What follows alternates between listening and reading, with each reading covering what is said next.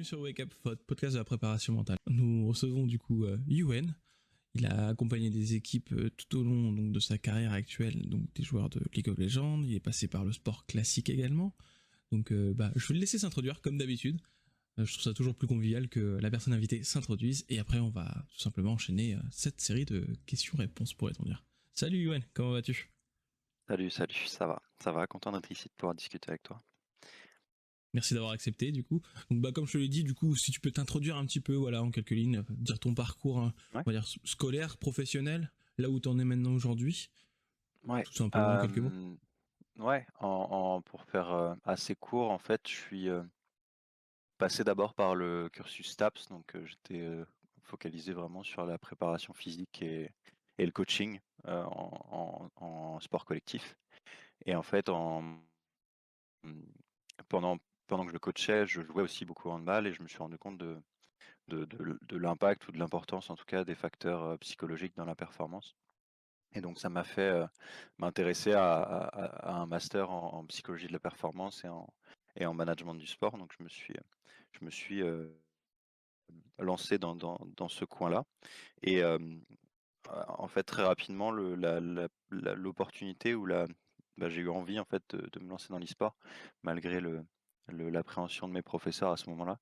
Donc ça m'a permis de faire mon premier en master de psychologie de la performance. Ça m'a permis de faire mon premier travail de recherche sur la performance sportive, donc avec des équipes amateurs.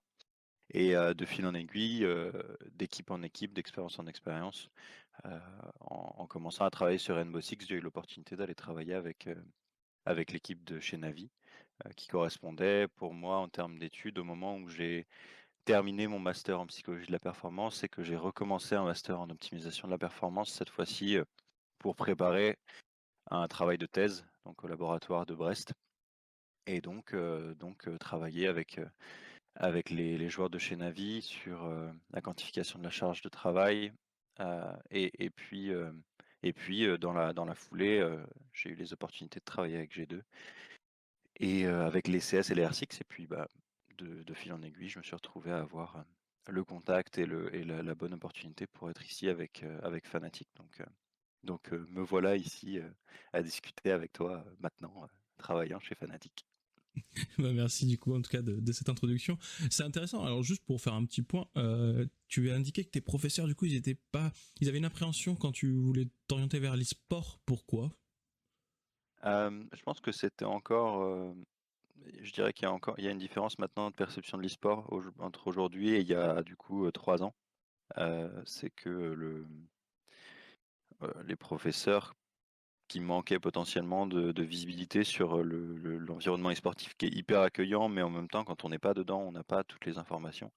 Euh, En fait, quand je leur ai dit que j'avais fait mon premier mémoire sur l'influence des routines sur la récupération et la gestion du stress chez les joueurs sportifs, ils m'ont dit mais pourquoi tu vas dans cette direction-là? Parce que tu vas pas avoir beaucoup de débouchés après dans ton travail.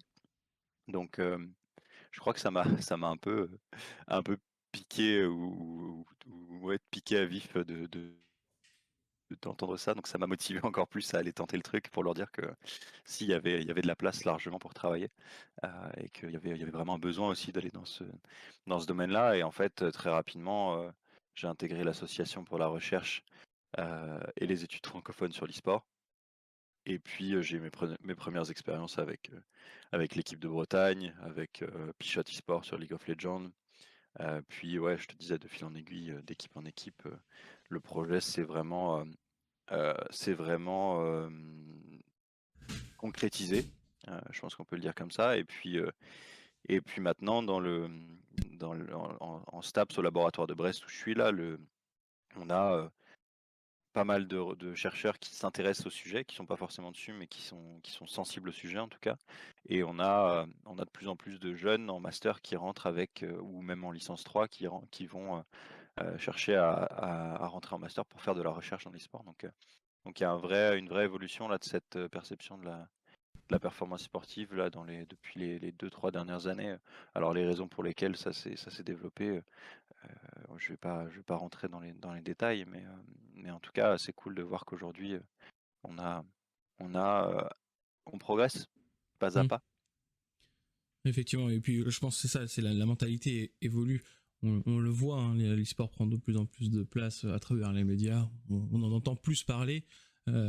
Après, je pense aussi il y a le côté, ça reste du jeu vidéo, donc du coup il y a tout un travail sur cette notion que le jeu vidéo c'est pas ce que les gens en pensent, le mal en général, et qu'au contraire même il y a des vraies performances sportives liées aux jeux vidéo et que bah, voilà les mentalités commencent à changer. Peut-être qu'un jour on sera aux Jeux Olympiques, on ne sait pas. Peut-être. Pourquoi pas, ça pourrait être intéressant à mettre en place. Ok, très bien, bah merci pour cette explication du coup. Je trouve ça intéressant de quand même parler de la vision qui évolue. Mine de rien, même juste en 3 ans, on voit quand même une différence.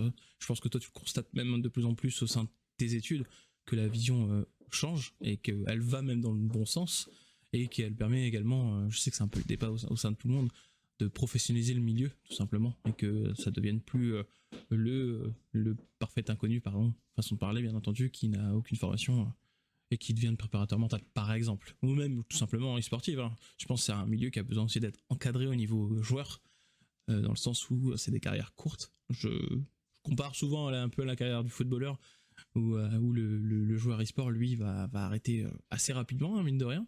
Je n'ai pas forcément les chiffres en tête, mais je crois que vers les 30 ans ça commence à s'arrêter en général, 30-35, quelques exceptions qui arrivent à continuer, mais c'est très rare. Puis bah, sauf que bah, le joueur e-sport, lui, contrairement au footballeur, il n'a pas le même salaire, donc du coup c'est plus compliqué la suite, quoi. Donc voilà, Ouais. tous ces aspects-là, je trouve ça intéressant pour finaliser le milieu et la suite. Bah du coup, alors petite question, c'est une question que j'aime bien poser à tout le monde en général, c'est est-ce que tu aurais une définition qui est la tienne, hein, de la préparation mentale? Ouais, souvent on parle des aspects, des aspects bien-être et performance, donc comment on va pouvoir apporter, de la connaissance ou des outils sur notre capacité à gérer les différents aspects du bien-être et de la performance avec un joueur. C'est très vague, je trouve, la manière dont enfin, c'est très vague, de toute façon, on peut pas c'est difficile de vraiment définir la préparation mentale en une Bien sûr. phrase, mais, j'aime bien dire que la préparation mentale, c'est un moyen de gagner du temps sur l'expérience.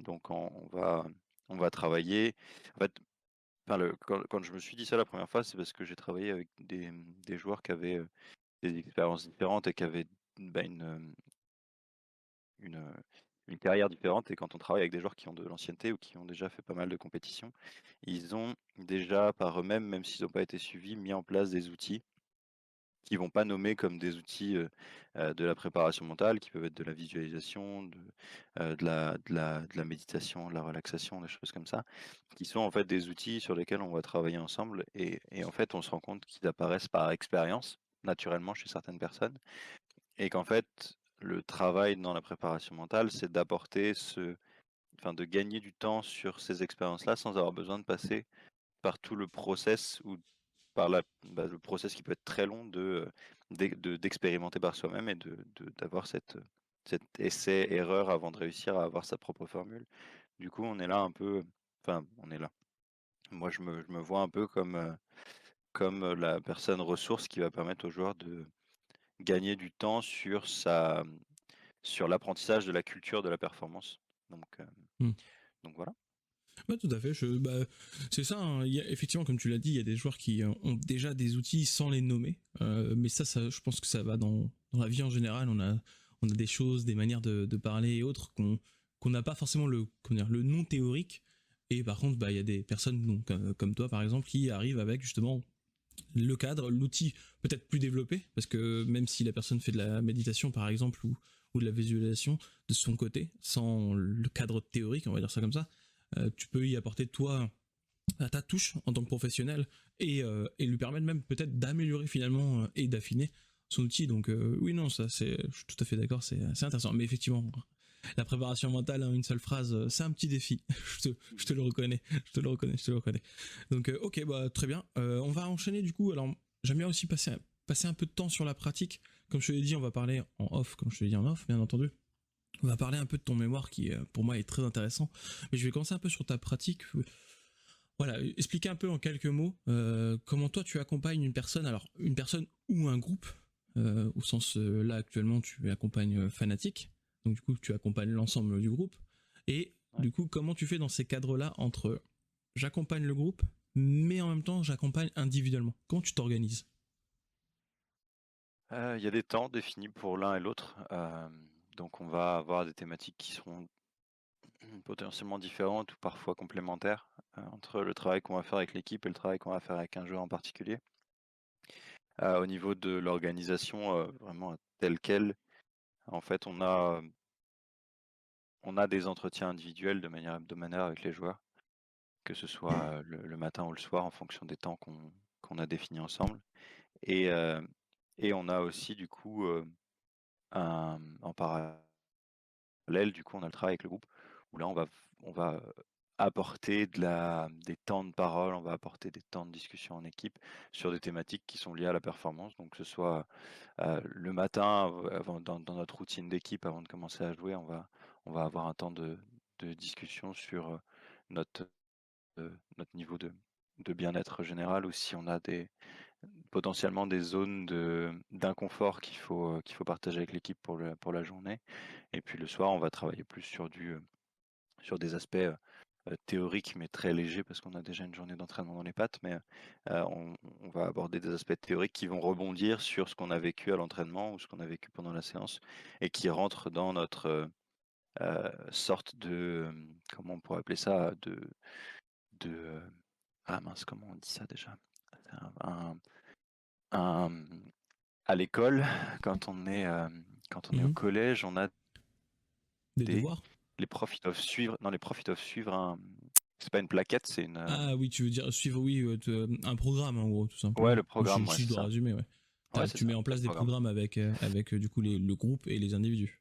C'est ça, on a un programme de thématiques finalement qu'on doit aborder ou qu'on veut aborder, sur lesquelles on s'est mis d'accord avec l'équipe avant le début de la compétition ou du championnat et ensuite on travaille dessus, de manière hebdomadaire, enfin tout au long de la semaine du coup, Hmm. pour avoir ce temps de suivi en groupe. Donc en fait, on a du travail en individuel qui peut parfois coïncider avec le travail de groupe parce que, par exemple, si on travaille sur de la communication avec le groupe et que pendant une prac ou un scrim, on se rend compte que ça peut provenir d'un des joueurs qui a du mal à communiquer quand il est tilté ou qui a du mal à sélectionner les informations qu'il va communiquer pendant l'entraînement. Alors du coup, bah, en individuel, ça va aussi être une thématique qu'on va pouvoir aborder et travailler avec lui. Et, euh, et ouais, du coup, ça permet d'avoir cette balance-là entre groupe et individuel. Ok, ouais. Oui, t'as une passerelle constante entre justement le groupe, où là tu vois tout le monde dans son ensemble, et à côté ce que tu peux faire en individuel. Je sais pas si... je sais que ça se fait de plus en plus, et que ça se démocratise même, d'avoir par exemple caméra devant les joueurs pour les observer pendant les matchs. Toi, est-ce que c'est ton genre aussi d'approche? C'est-à-dire d'avoir une VOD individuelle de chaque joueur et de l'analyser pour répondre à une problématique quelconque? Ça dépend vraiment de ce qu'on cherche à avoir comme information. En gros, le travail, il se base sur, la mise en place de protocoles qui ont été validés par la recherche. Donc, si on a pour chaque thématique, on va avoir un protocole différent et donc, si on cherche à travailler et c'est souvent le cas, sur la gestion du tilt pendant un entraînement ou, la compétition même. Là, ça peut être intéressant, ouais, de revenir sur de la VOD. On va du coup, apprendre aux joueurs à se sensibiliser à son tilt et donc à le définir d'un point de vue externe, ce que ça Mhm. implique pour lui et pour l'équipe. Mais, si on est sur un travail quand on est sur du travail de suivi de la récupération, on n'a pas forcément besoin de travailler sur une VOD. Mais c'est intéressant, ouais, d'avoir des retours. Il y a un outil qui est super intéressant, c'est l'entretien d'autoconfrontation. On va vraiment aller travailler sur, pas forcément que de la VOD, mais, on peut aussi travailler avec le joueur sur juste des enregistrements de la com, où on va pouvoir lui poser des questions sur, comment il s'est senti au moment où il parlait, où il a réagi à tel événement dans la compétition ou l'entraînement, si, à quelles sont les choses qui lui passent par la tête à ces moments-là et s'il est capable en fait de le retracer son mécanisme d'utilisation de l'information et de gestion de ses émotions et du stress dans la compétition et donc ouais, ça peut être intéressant d'avoir de la VOD parfois. D'accord. Du coup, ouais, donc tu t'en sers dans des cadres. Alors, VOD, du coup, soit une vidéo, soit du son, tout simplement, je suppose.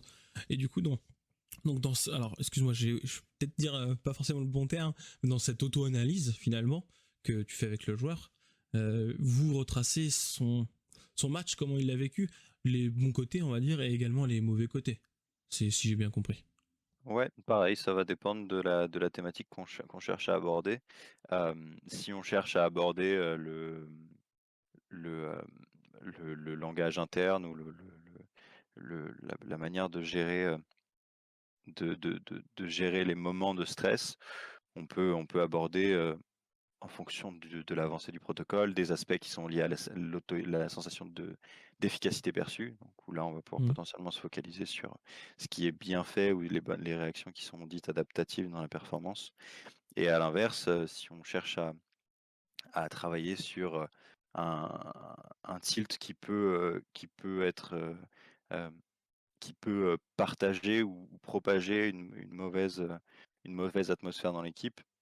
Là, on va potentiellement s'attarder sur les points à améliorer ou les points qui sont actuellement pas adaptatifs et qui ont besoin d'être, heu, d'être transformés dans le temps, on va dire. D'accord. D'accord, très bien. Bah, alors moi, du coup, tu vois, ça me fait un peu écho aussi de mon côté. Et ma question, c'est, par exemple, euh, je vais prendre vraiment individuel dans un premier temps. Je pense que le groupe, c'est tout un autre sujet pour moi au niveau de l'accompagnement. La personne en individuel, tu vois, qui te dit, qui vient, elle veut avoir un suivi avec toi, elle veut faire quelque chose avec toi, mais elle sait pas forcément ce qu'elle veut faire. Est-ce que finalement, les vidéos ou l'audio, ça peut être aussi un moyen de trouver avec elle, je précise, hein, c'est elle qui va trouver sa problématique, on va dire ça comme ça, qui va, voilà, est-ce que c'est un bon moyen de l'aider à trouver une problématique sur ce qu'elle veut travailler? Ça va vraiment dépendre, encore une fois, hein, du type de demande, parce qu'on a s- souvent, enfin, la problématique de la performance, c'est qu'elle est liée à différents aspects. Donc, peut-être que pour rendre le truc plus simple, il faudrait se mettre dans l'idée où c'est un joueur sur un jeu individuel, par exemple, un joueur Fortnite Mhm. qui cherche à être accompagné parce que il a du mal à gérer son stress ou ses émotions à l'entraînement. Ah non, en fait, ah oui, non, l'idée c'est qu'il sache pas ce Ouais, qu'il c'est vient de ça, demander. c'est qui ne sait pas ce qu'il veut. Euh, euh, Est-ce que ça peut alors, être utile ou tu préfères utiliser une autre méthode, hein? Ça, c'est libre à toi aussi, hein. c'est un peu complexe comme question Mhm. parce qu'on n'a pas vraiment de joueurs qui vont venir sans avoir une idée propre de ce qu'ils ont envie de développer ou au moins une bribe d'idée de ce sur quoi ils ont envie de s'améliorer. Parce que Mhm, tout à fait, c'est dans le procédé du coup du suivi de la performance. bien sûr. Euh, mais, euh, mais oui, si on a, dans tous les cas, oui, avoir la VOD, c'est intéressant parce on gagne du contexte à voir les choses et à entendre les choses en compétition surtout. Et donc, pour répondre clairement et franchement à la question, c'est oui, la VOD, c'est utile parce on a, on a moyen d'avoir un retour sur ce qui se passe vraiment sur le terrain. Et Oui, tout à fait. ça vaut, c'est un truc vraiment, vraiment pertinent pour le coup. Oui, c'est ça, tout à fait. Et puis ça te permet d'avoir un regard supplémentaire que tu ne peux pas avoir si tu es à distance, par exemple. Parce que le staff, Ouais. il est pas sur la scène hein, pendant que les joueurs jouent. Bah, le staff plutôt préparation mentale n'est pas sur la scène. Donc du coup, tu les observes d'un peu plus loin. Alors attendez, je vais juste tousser un petit peu. Ouais, du coup, comme je disais, t'es un peu plus loin, donc tu vas pas forcément voir ou entendre facilement et clairement les joueurs. Donc c'est un avantage effectivement de les accompagner avec la VOD. Voilà, c'était un petit aparté. Je trouve ça intéressant de parler de ces outils qui sont quand même assez récents en termes d'accompagnement. Voilà, à ma connaissance, hein, je précise, ils sont assez récents, ça commence à se mettre de plus en place. Avant, c'était réservé à la compétition pure et dure, c'est-à-dire on analyse surtout les stratégies qu'on met en place, la manière de jouer. Et là, la vidéo commence à se détourner vers également bah, le joueur, comment le joueur est dans telle situation. Et du coup, faire un corollaire entre les deux, tout simplement. Voilà. Ouais, Donc, carrément. c'était la petite aparté de ça. Bah du coup, tu vois, pour en revenir un peu sur le groupe en général, toi quand là, alors là, t'as été rapproché de Fnatic, je vais pas, on va pas forcément te demander les détails de comment et pourquoi, mais si genre demain, tu vois, il y a une équipe quelconque hein, qui vient et au niveau de la demande, souvent les groupes, qu'est-ce qu'ils te demandent à toi en tant que préparateur mental? Souvent, alors laisse-moi réfléchir, mais souvent le truc qui revient le plus, c'est l'ambiance ou la capacité à, comment dire, communiquer dans l'équipe. Parce on se rend compte, enfin je me rends compte moi par ma pratique sur le terrain que les joueurs e-sportifs, ils passent entre, entre 4 et 8 heures par jour ensemble à jouer au jeu. Et en fait, on développe une sorte de relation qui est euh, en équilibre entre une relation amicale, parce on joue au jeu ensemble, on joue on partage cette passion-là du jeu, et qui est à la fois professionnelle, si on peut le dire comme ça, même au niveau amateur, où on va être là pour performer du coup, avec cet Mm. aspect d'être efficace et efficient avec l'équipe.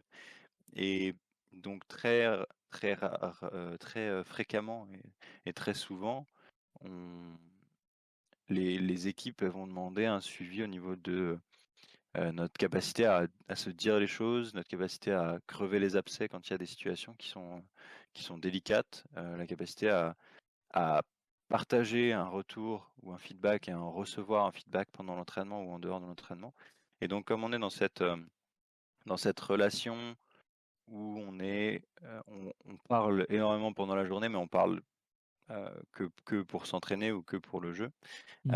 On manque vraiment de connaissances de l'autre dans l'équipe qui nous permettent en fait d'avoir cette intégration sociale dans le groupe qui nous aide à partager une information facilement et recevoir une information facilement sans avoir du coup dans un coin de la tête le fait que bah non, j'ai pas envie de parler de ce truc-là aujourd'hui, ça va plomber l'ambiance, on va pas être efficace et, euh, et au final ça reste ça reste sous le tapis et ça finit par devenir une problématique plus difficile à gérer. Et donc ouais, la communication, c'est un des aspects qui revient le plus et ça, enfin, moi, ça fait sens hein, dans ma tête qu'un groupe ait besoin d'apprendre à communiquer. C'est ce qui fait Bien vraiment la sûr. différence entre une bonne équipe et une équipe qui gagne des tournois ou des compétitions. C'est souvent on parle de, enfin, j'aime bien prendre cet exemple, c'est on a vu plein de fois des équipes, des underdogs, des équipes qui valent rien enfin qui valent rien, qui valent pas autant qui sont un peu en dessous du niveau de la compétition, arriver en début de compétition et faire des runs incroyables juste parce qu'en fait c'est un groupe de copains qui se connaît depuis hyper longtemps, qui s'entraînent ensemble depuis très longtemps et qui sont capables en fait par cette connaissance de l'autre et cette connaissance de comment se comporte l'autre, sont capables de réagir et de se comporter en fonction de ce qu'a besoin l'autre finalement. Donc Mm. si en fait, c'est un exemple tout simple, mais si, si je vois que mon mate il est en train de tilter et que je lui dis vas-y chill, calme-toi, et qu'on manque d'informations sur la raison pour laquelle il tilte ou la manière dont il réagit c'est bon, calme-toi.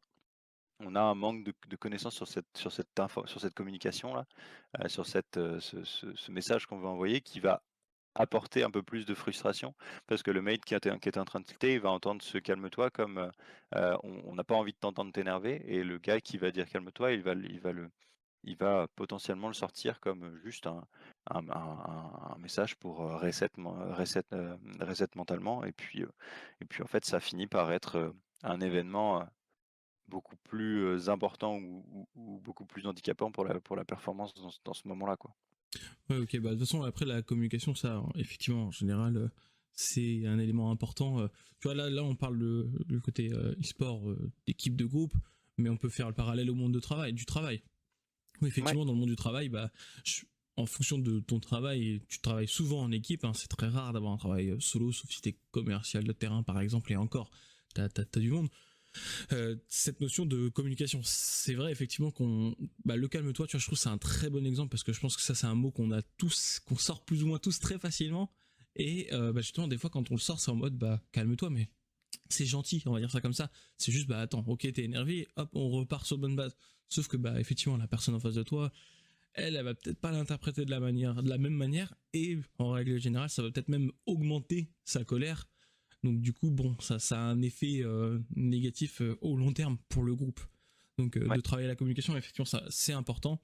tu vois, tu parlais de cette notion des groupes qui sont certes pas à un haut niveau, façon de parler, mais comme ils sont amis depuis longue date, et du coup alors ils communiquent beaucoup aussi, hein, parce que tu peux être ami de longue date mais ne pas communiquer énormément, mais grosso modo ils communiquent énormément entre eux, du coup ils se connaissent et effectivement ils vont être sur l'aspect mental, ils vont être plus performants, parce qu'effectivement il y en a un qui s'énerve, le copain d'à côté, il va pas lui dire calme-toi, il va lui parler de la manière dont ils se parlent couramment entre eux, et ce qui va avoir des effets beaucoup plus positifs sur le long terme et sur l'efficacité du groupe. Ouais, c'est ça. Donc non, c'est hyper intéressant. Bah, du coup, oui, effectivement, le groupe qui te parle, qui te demande de la communication en général, je pense que c'est même l'un des éléments. Alors je sais pas, hein, mais que tu peux travailler sans même qu'on te pose la question, sauf si le groupe va très bien au niveau de la communication. Proposer, parce que bah, c'est une bonne communication, ça permet aussi à toi en tant que membre extérieur, je pense, de t'intégrer au sein d'un groupe, du coup d'expliquer un peu Hem, comment. ouais, Vas-y. ouais, souvent le process, c'est plutôt, l'inverse, c'est que je vais jamais apporter une problématique que j'ai envie de traiter. C'est plus, une définition qu'on fait avec l'équipe ou avec le groupe parce que, ça permet vraiment enfin d'apporter plus d'adhérence aux thématiques qu'on va aborder, qu'on va traiter en équipe. C'est qu'on répond à une demande de l'équipe et on répond à une situation qu'on va définir du coup, grâce au regard du coup du coach ou du manager ou du préparateur mental, heu, Mm. avec un point de vue externe. Donc en fait, la situation, c'est qu'on va aller questionner le staff, on va aller questionner le joueur en individuel, on va aller questionner le groupe ensemble et en fait, ça va faire ressortir des thématiques qui vont être, rattachées enfin qui vont être, ouais, qui vont rebondir les unes avec les autres et là, du coup, on sait qu'on part sur qu'on part sur un suivi, un accompagnement d'une thématique qui a du sens pour tout le monde parce qu'en fait, on s'est regardé dans un miroir et on s'est dit: «Bah, en fait, ouais, OK, ça, on peut l'améliorer».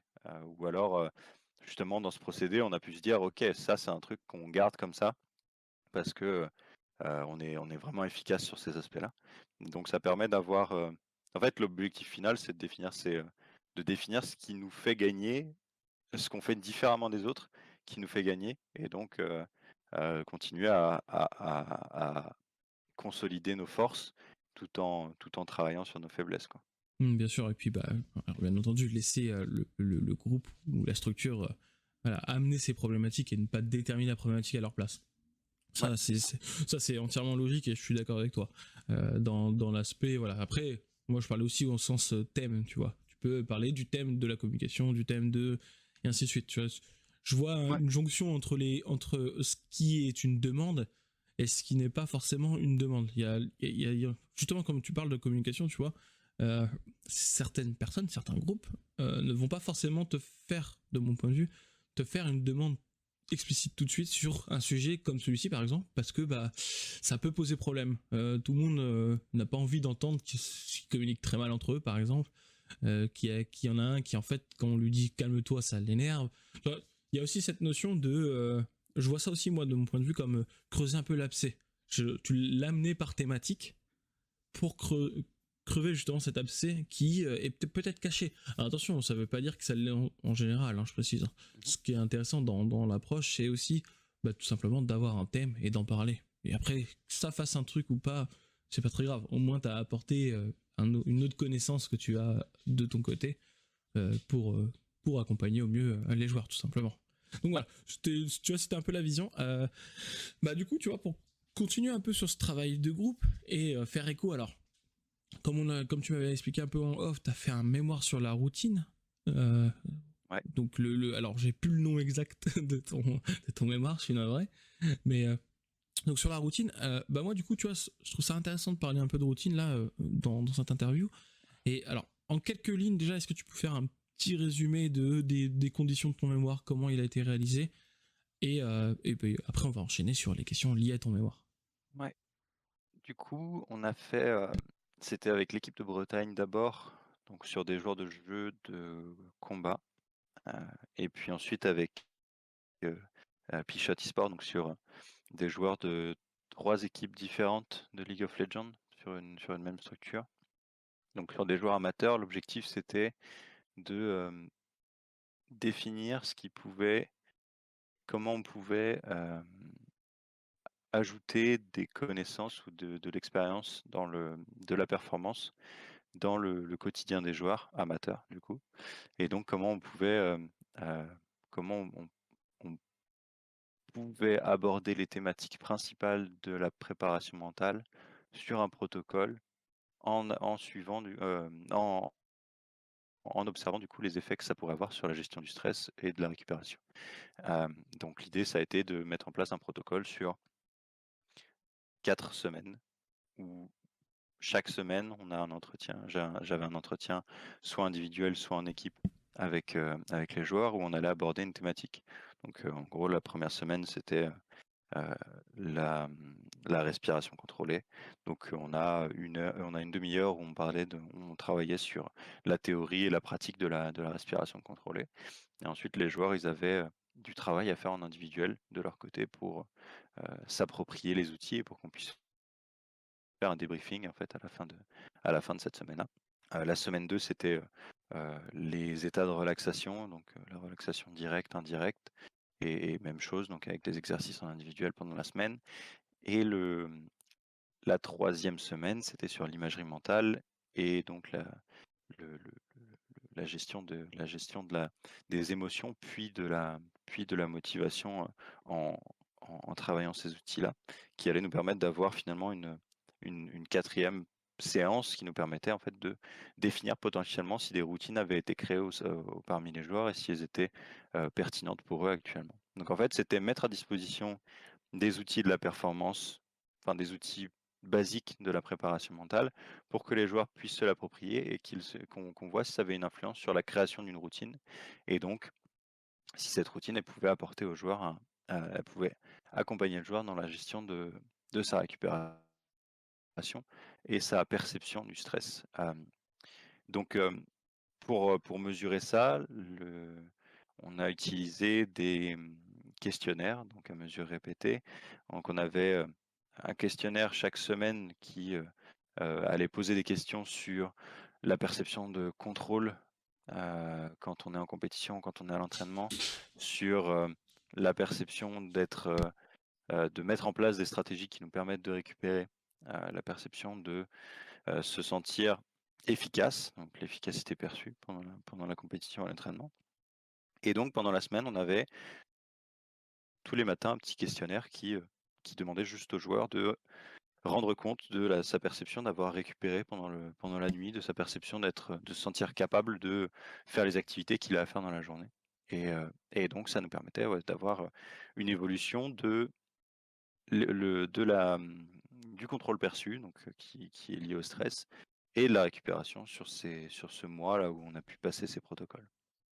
D'accord. Et donc si je comprends bien, finalement, pendant donc les 4 semaines, donc le mois, tu as mis en place chaque semaine une proposition d'un outil particulier de la préparation mentale, un outil simple, Ouais. et donc de chaque outil, tu as laissé libre cours à chaque personne que tu as accompagnée de le transformer en justement une routine, si j'ai bien compris. C'est ça, c'est ça. D'accord, très bien. Et du coup, donc, alors juste pour savoir, tu as accompagné à peu près combien de personnes lors de cette session? Combien de personnes? Il y avait 5 joueurs chez Crazy Sport et ensuite on avait, hem, ça devait être une quinzaine de joueurs ou peut-être entre 15 et 20 joueurs chez Pichati Sport. Donc on avait une petite population d'entre 20 et 20 et 25 joueurs.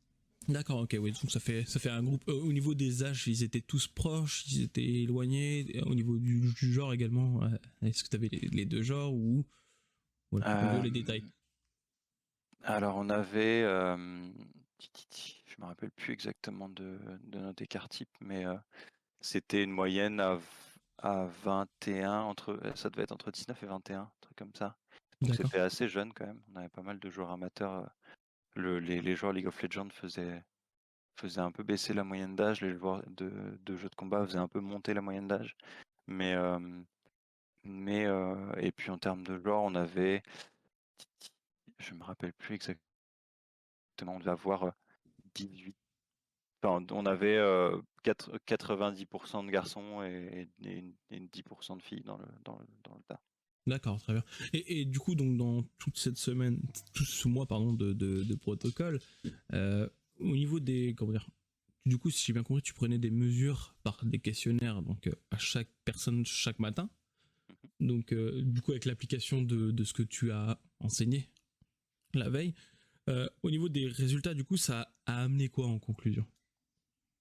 Euh, donc en fait, on s'est rendu compte que les joueurs, ils avaient gagné en perception d'être prêts à jouer avant de commencer la compétition. Et c'est un peu l'objectif principal, c'était que les joueurs puissent gagner en contrôle sur leur routine de pré-entraînement ou de pré-match. Et donc en fait, le contrôle, c'est une des thématiques de base dans les théories de la gestion du stress. C'est si je sens que je suis en contrôle de mon environnement, alors mon stress va pas forcément baisser, mais il va être sous contrôle. Du coup, il va être à un niveau suffisamment élevé pour que je sois concentré, mais que je me sente pas débordé par la situation. Hmm. Et Hem, donc on a eu ce retour-là sur un premier côté, et de l'autre côté, ce qui était intéressant, c'est qu'on s'est rendu compte que les joueurs, ils avaient tendance à mieux utiliser leur temps de récupération parce qu'ils avaient des outils à disposition, en fait, pour, bah, récupérer même sur des temps courts. C'est un peu le challenge avec les joueurs amateurs, c'est qu'on met une double vie, donc en fait, on va potentiellement, avant l'entraînement, pendant la journée, on aura eu, une journée de cours, on aura eu une journée de travail, et donc on enchaîne une double journée finalement dans une journée, et avoir des outils qui nous permettent sur, 15, 20, 30 minutes de récupérer avant le début de l'entraînement. C'est vraiment intéressant et important pour la perf sur le long terme, quoi. Tout à fait, et puis ça permet ouais, de faire transition sur cette vie de tous les jours à ce moment d'entraînement qui peut être aussi qui est intense, hein, on va pas se mentir. Donc effectivement, ouais, je comprends. Et au niveau, alors du coup, donc 4 semaines, 4 outils différents. euh, Est-ce que, comment dire, comment je pourrais formuler la question pour que ce soit clair? Est-ce qu'il y a des outils qui se sont démarqués plus que les autres, ou finalement c'est vraiment l'ensemble qui a été plus efficace? En fait, ce qui est intéressant avec la mise en place de plusieurs outils différents, c'est qu'on va essayer de répondre aux différents profils de personnes, sans, Mhm. sans vraiment profiler des personnes. Mais en fait, comme on a tous une expérience et une culture différente, on va tous avoir déjà dans la vie de tous les jours, été habitué, comme je te le disais au début, à visualiser avant de commencer à jouer sans vraiment se dire qu'on fait de la visualisation, ou alors respirer quand on sent qu'on est énervé. C'est le truc de souffler, inspirer, expirer. Il y a des gens qui le font naturellement quand ils sentent qu'il y a une situation qui les déborde ou qui les énerve.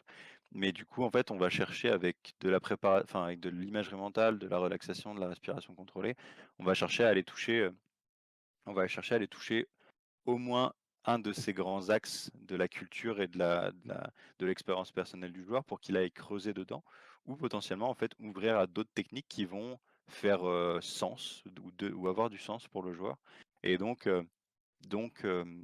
l'appropriation, elle est vraiment répartie sur les groupes, parce que on a des joueurs qui vont avoir essayé de respirer une fois et qui vont dire ah ouais, ça c'est mon pattern de respiration pour rester concentré. Il y en a qui vont faire de l'imagerie mentale, de relaxation, et vont dire ah ouais, ça c'est super, je vais l'utiliser pendant ma récup. Il y en a qui vont faire de l'imagerie mentale pour de dynamisation, et vont se dire mais ça c'est pas pour moi, je me sens ça m'apporte trop de stress avant de commencer à jouer.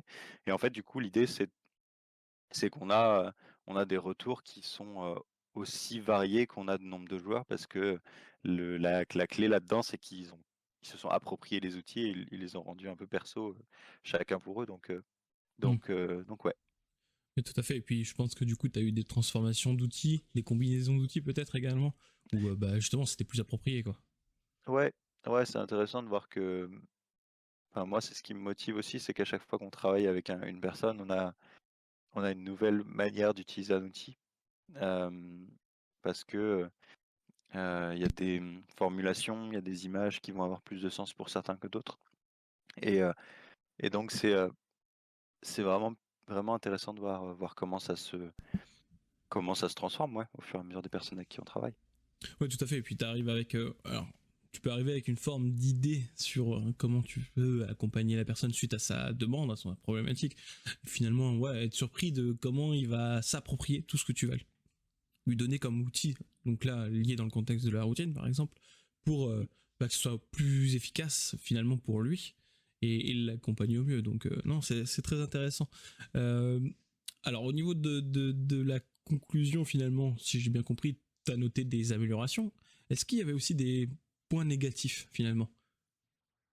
Euh, le vrai point négatif, c'est l'adhérence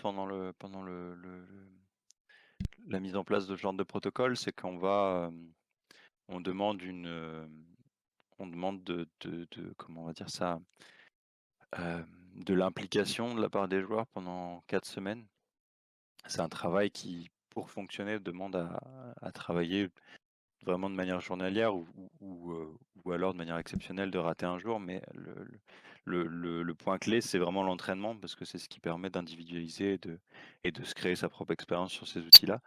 Et donc forcément, le point négatif, c'est qu'on perd des joueurs pendant ces protocoles-là. Euh, on a, on a des joueurs qui vont, pour plein de raisons, parce qu'on est dans un milieu amateur aussi, donc en fait, le joueur qui va s'entraîner un jour, il va potentiellement, la semaine suivante, dire qu'il a, qu'il a, il va potentiellement dire qu'il a plus envie de D'autres. s'entraîner, ou alors Ouais. ou alors à cause de ses cours ou de son travail, plus pouvoir s'entraîner. Bref, donc on perd en adhérence parce que c'est un travail qui demande de s'impliquer pendant un mois. Euh, donc, euh, donc ouais, forcément, on n'a pas gardé tout le monde avec soi, quoi. Bien sûr. Puis ça fait écho à l'engagement en général, hein. C'est-à-dire que quand tu accompagnes quelqu'un, il y a aussi cette notion d'accord en commun que si du coup tu viens dans l'accompagnement avec moi, moi je t'accompagne, il faut que tu sois engagé aussi à 100%. Là, ça Mhm. fait un peu à écho à cette résonance-là. Si ils sont dans le protocole, bah, effectivement, ceux qui vont pas venir à 100% dans le protocole et qui vont pas suivre, pas à la lettre, mais suivre au moins du moins le protocole, ils vont sans doute se détacher et finalement, oui, tu vas aller perdre. Ça, je pense qu'on peut l'extrapoler à beaucoup de protocoles et de suivi en général, où si la personne ne suit pas, malheureusement, bah, t'auras aucun résultat, tout simplement. Ouais. La personne n'aura pas de résultat, hein. C'est plus elle qui aura pas de résultat. Toi, en soi, tu n'es là que pour l'accompagner, je dirais bien, donc de mon point de vue. Donc ok, non, franchement c'est intéressant du coup. Alors ça c'est ma petite curiosité à moi perso. Après du coup donc tout ton mémoire, c'est fait, ainsi de suite. Est-ce que tu as eu des contacts avec certains joueurs, voir s'ils continuaient encore tout ce que tu avais mis en place avec eux pendant ce mois? Ouais, ouais, l'idée c'était d'avoir potentiellement de remettre un questionnaire en place un mois plus tard, sans qu'il y ait de suivi pendant ce mois-là.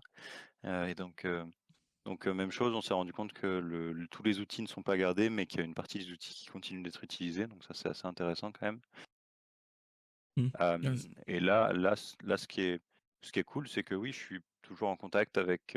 Alors chez Pichot, je suis plus en contact avec autant de joueurs qu'avant, mais je suis toujours en contact avec un petit noyau d'entre eux.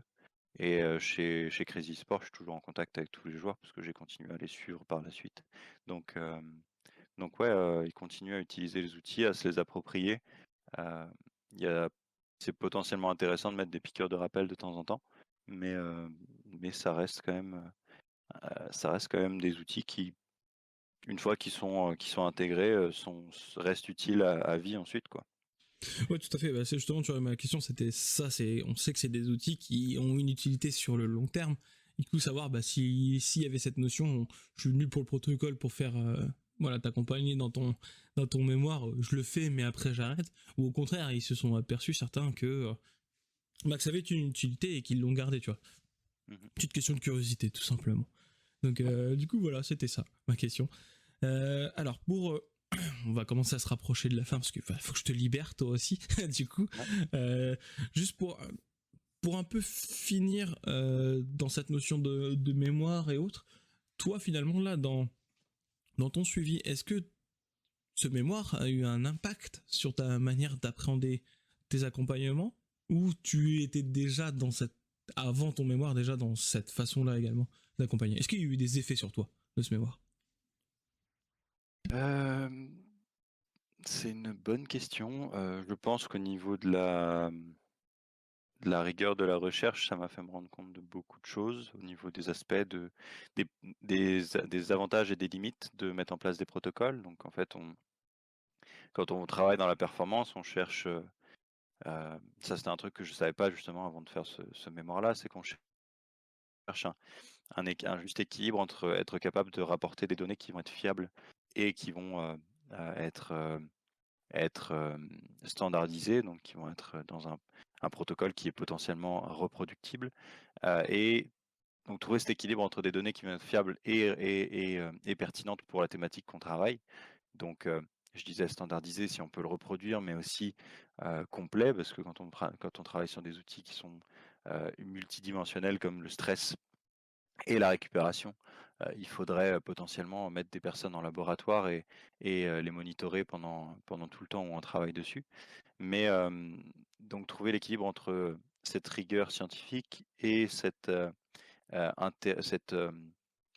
intervention terrain où du coup on va, bah, chercher à faire avancer le travail avec les joueurs et on va chercher à donner des ressources aux joueurs, par ces enfin à transmettre en fait finalement, je pense que c'est le terme, transmettre ces données scientifiques, transmettre ces théories scientifiques pour les ajuster au dialogue et aux connaissances des joueurs, ce qui fait sens pour eux dans la performance et donc aussi faire attention à ces aspects, on rajoute pas on essaie de pas rajouter de la charge mentale quand on travaille avec des protocoles comme ça. Donc, la version courte, c'est, heu, ça m'a vraiment appris à utiliser un protocole scientifique pour la performance sportive, du coup. D'accord, bon. Bah parfait, merci pour ce petit mot. Alors ma dernière question pour un peu clore cet échange qui est très intéressant, c'est une petite question rituelle, ma deuxième question rituelle tu vois, du podcast, Ouais. c'est quel avenir tu vois de la préparation mentale, pardon. Quel avenir? Bah, en soi, la performance mentale est en pleine, en plein développement. Elle est en développement depuis des années, hein, c'est pas un truc nouveau, mais on commence à vraiment voir là des intervenants de plus en plus dans les différents domaines de la performance, dans les différents domaines de l'entreprise et tous ces aspects. Donc, la préparation mentale, elle a de beaux jours devant elle, je dirais, dans le sens où les personnes sont de plus en plus ouvertes à travailler sur ces aspects de la performance qui sont, le bien-être, de général, mais aussi du coup, le fait d'être capable de performer, sur le long terme finalement et donc, ouais, ces aspects-là, on va les retrouver maintenant dans tous les domaines. On tend à vouloir être heureux dans la vie et compléter tous ces besoins psychologiques de base donc, la préparation mentale, c'est une aide, dans ce sens-là. Hmm. Hem, donc ouais, surtout dans la performance, on va être amené à continuer à travailler pour longtemps, je pense, même si on va de plus en plus à être amené à devoir, structurer ces interventions-là pour, savoir vraiment ce dont on a besoin et comment on l'aborde. Même si, bah, on a déjà parlé, c'est très individuel comme suivi, mais on a quand même des thématiques qui sont basées sur de la recherche, qui sont, heu, carrées et qui nous permettent de savoir, bah, si je veux travailler sur la charge de travail, je sais que je vais travailler, sur le modèle de, de Hartman et non, de Hart et Staveland. C'est parce que leur modèle théorique, ils l'ont développé avec les travailleurs de la NASA sur la charge de travail, ça a été validé avec des personnes qui travaillent en clinique, ça a été validé avec des personnes qui travaillent dans le contrôle aérien et donc je sais que je peux l'utiliser, potentiellement adapter à un public qui va avoir, une tâche répétitive dans la journée.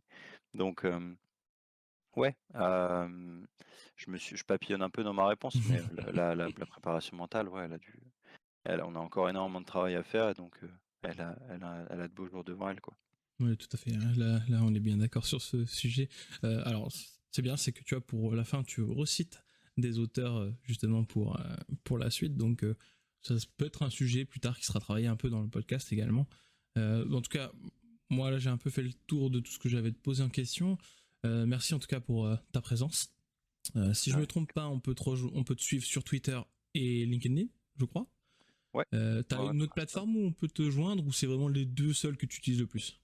Non, principalement Twitter et LinkedIn aussi, donc mais non, non, c'est les principales. D'accord. Et du coup, pour suivre là tes aventures avec Fnatic, je suppose que sur Twitter, on peut les suivre facilement, Ouais, soit avec Fnatic, soit avec toi peut-être. ouais, je poste de temps en temps nos nos travaux en équipe et puis, les résultats et les petits débriefs de match, de mon côté donc ouais, n'hésitez Et, pas à venir me suivre sur Twitter.